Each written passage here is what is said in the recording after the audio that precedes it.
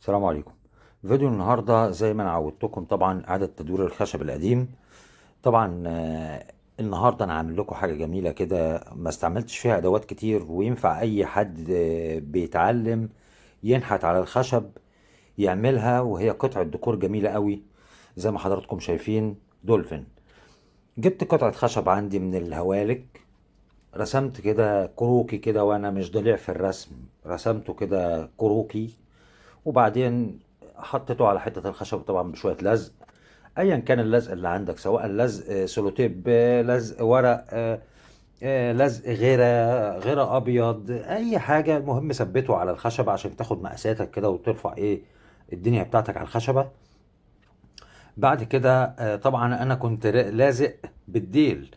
طبعا دي تركاية مهمة جدا، اني فصلت الديل لانه هيبقى بالعرض، ففصلته واشتغلت على ان ده الجسم معايا. طبعا فرغت بالمنشار كل المسافات البعيدة كلها عشان ما اقعدش وقت طويل قوي بالمبرد، بتوسع لنفسك وبتنظف لنفسك الشغل.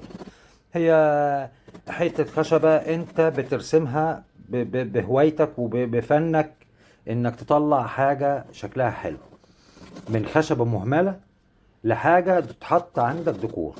زي ما حضراتكم شايفين انا مسكتها بالمنشار طبعا، خدت كل اللي ملوش لازمة قطعته، وبعد كده دخلت عليها بقى بالمبرد بتاعي. وهي دول الاداتين اللي انا استعملتهم يعتبر في الفيديو كامل زي ما حضراتكم هتشوفوا. لا استعملت ريش الحفر، مع ان عندي ريش حفر وعندي الدريمل وكنت عامل بيهم حاجات بالحفر، لكن انا ده تحديت نفسي ان انا اطلع من حتة الخشبة دي بالمبارد والصنفرة، ان انا اخرطها بالشكل اللي انا عايز اوصل له بدون اي معدات. وحضراتكم هتشوفوا معانا دلوقتي ان انا وصلت الحمد لله للشكل المطلوب بمبرد خشن ومبرد ناعم. خدتها واحدة واحدة كده، لفتها عشان تديني الشكل المدور او البيضاوي شوية عشان اجيب جسم الدولفين. وبعد كده رحت داخل على الديل، طبعا بردت الديل بالعرض مش بالطول زي ما انا كنت حاطه الاول، كان هيطلع شكله مش حلو. وبعدين جبت بقى حته خشبه خارجيه كده وعملت الزعنفه اللي من فوق. لو انا عندي حته الخشبه عريضه شويه ما كنتش احتجت ان انا اجيب زعنفه اللي هي الرأسيه اللي من فوق دي، ما كنتش ركبتها بحاجه خارجيه.